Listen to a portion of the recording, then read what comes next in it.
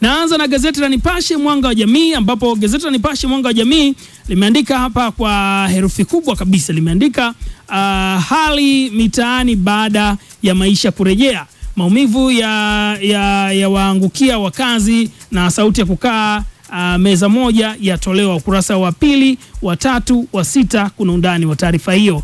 Sasa sauti ya kukaa meza moja yatolewa na nani na inazungumzia nini?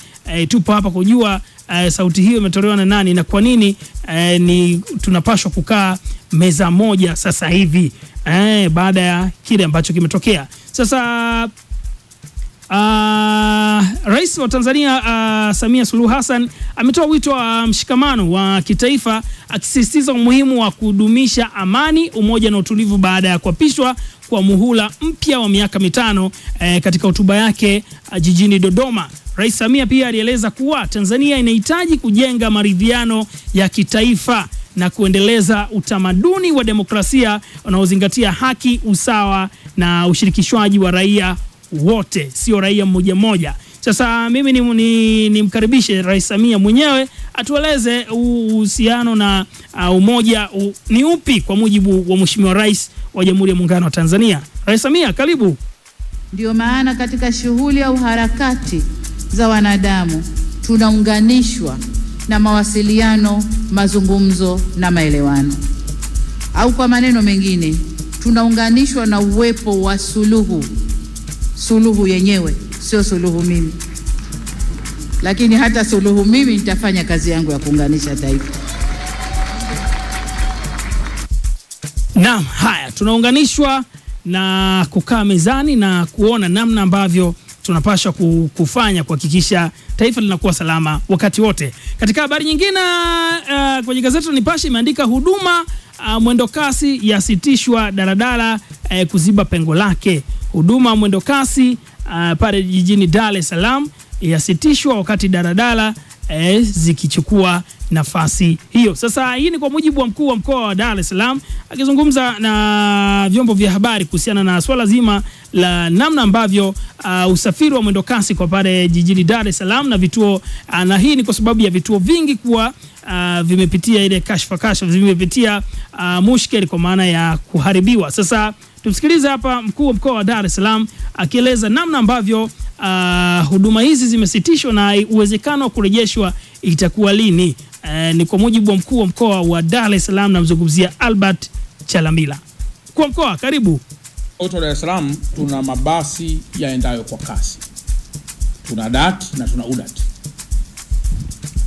Vituo vingi vya mwendo kasi vimeharibiwa. Na kwa mantiki hiyo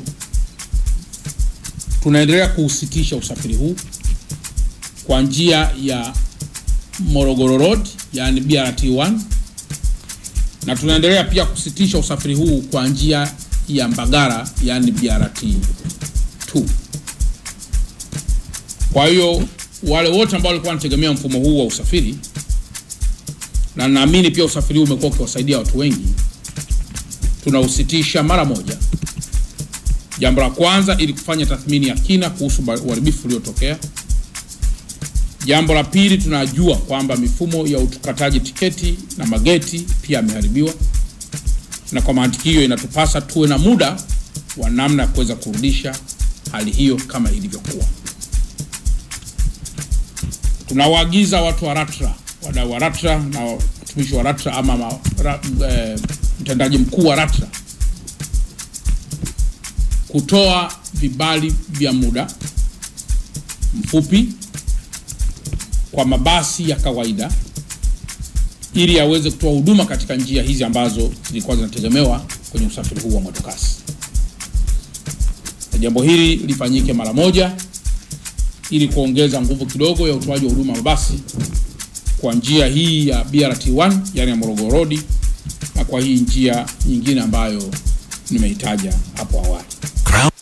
Sawa, sasa msikilizaji unaweza kuweka ujumbe wako kupitia 0779 729593. Nini maoni yako kuhusiana na kile unachokisikia? Weka hapo alafu baadaye nitakuja kusoma kwa uzuri kabisa. Nikimaliza na gazeti la Nipashe limeandika pia upinzani waibwaga CCM majimbo 10 yamo ya Dar es Salaam.